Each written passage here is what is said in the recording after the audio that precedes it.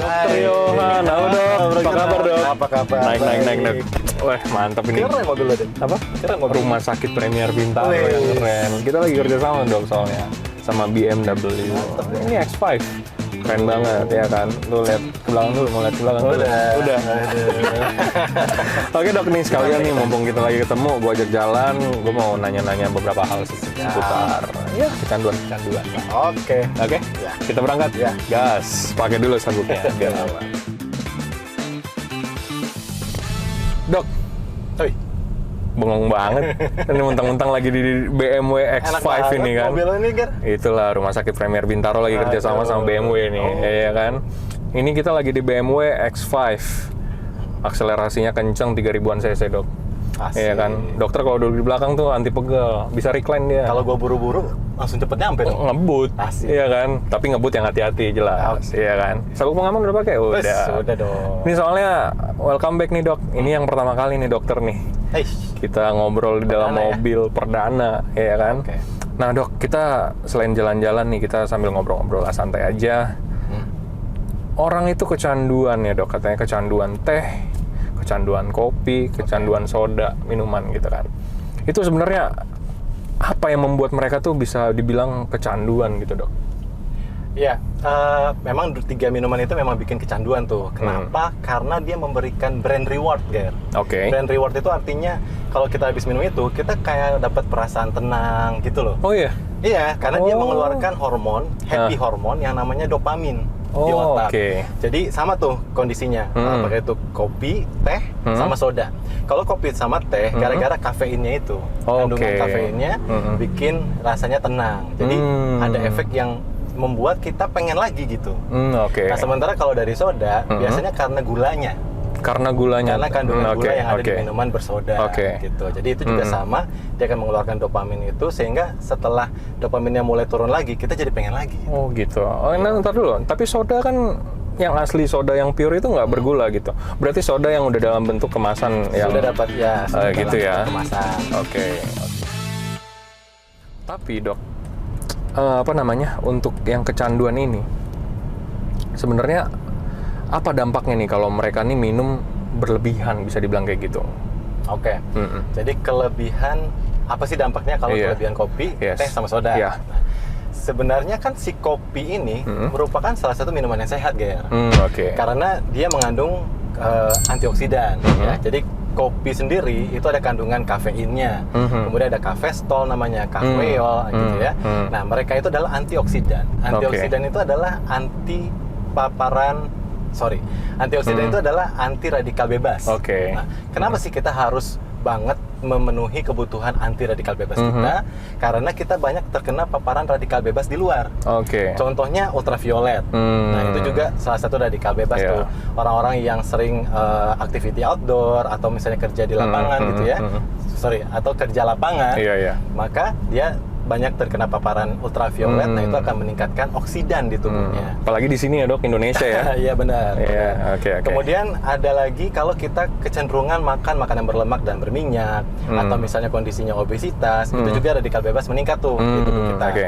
Kemudian terkena paparan asap, misalnya asap rokok, asap kendaraan atau asap pabrik, asap pembakaran sampah, itu juga merupakan radikal bebas. Nah, kalau dibiarkan Oke. radikal bebas ini sifatnya merusak. Nah, Oke. salah satunya adalah cardiovascular problem, gitu. Oke. Jadi kita butuh antioksidan. Nah, salah satunya ada di kopi tadi. Kalau Nah, teh? Kalau teh juga ada. Sama? Karena teh juga Oke. mengandung kafein. Oke. Atau mengandung antioksidan lain. Contohnya seperti katekin, epigalokatekin, itu juga antioksidan. Gitu ya. Tapi masalahnya kalau terlalu berlebihan, ternyata dia memberikan efek-efek juga. Jadi sama seperti semua makanan yang dikatakan sehat, kalau berlebihan tetap memberikan efek samping yang cukup buruk. Oke. Gitu. Iya, Nah, iya, contohnya iya. begini.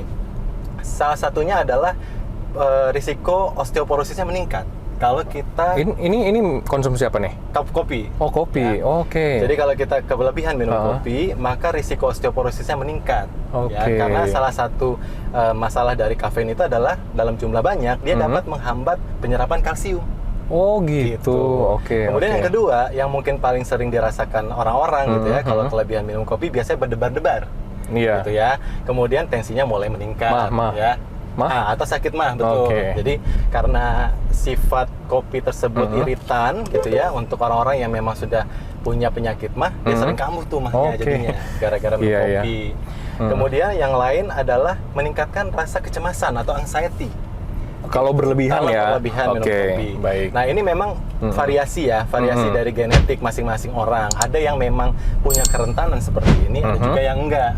Gitu. Tapi secara umum kalau kelebihan kopi seperti itu. Terus kemudian ada juga yang terganggu tidurnya. Ya, ya kan. Jadi kalau misalnya kita terganggu tidurnya, tentunya nanti ada efek-efek penyakit metabolik yang mengikuti untuk orang-orang yang sering begadang. Kalau dikatakan ini berlebihan, emang ada ya kadar porsi mungkin yang disarankan sama dokter gitu? Kalau kopi, sarannya adalah maksimal 2 cangkir sehari. 2 cangkir sehari? Iya, atau sekitar 400 ml per hari ya. Itu. Ini dilihat dari kandungan kafeinnya. Jadi maksimal kafein sehari itu adalah sekitar 400 mg per hari. 400 mg, untuk orang dewasa sehat. Orang dewasa sehat, Kalau dia ternyata sudah memiliki hipertensi atau penyakit jantung, maka sarannya maksimal 200 mg kafein. Berkurang. Ya, berkurang setengahnya ya. Nah, berapa cangkir sih 400 mg kafein tersebut? Rata-rata kalau kita beli kopi di kafe gitu ya.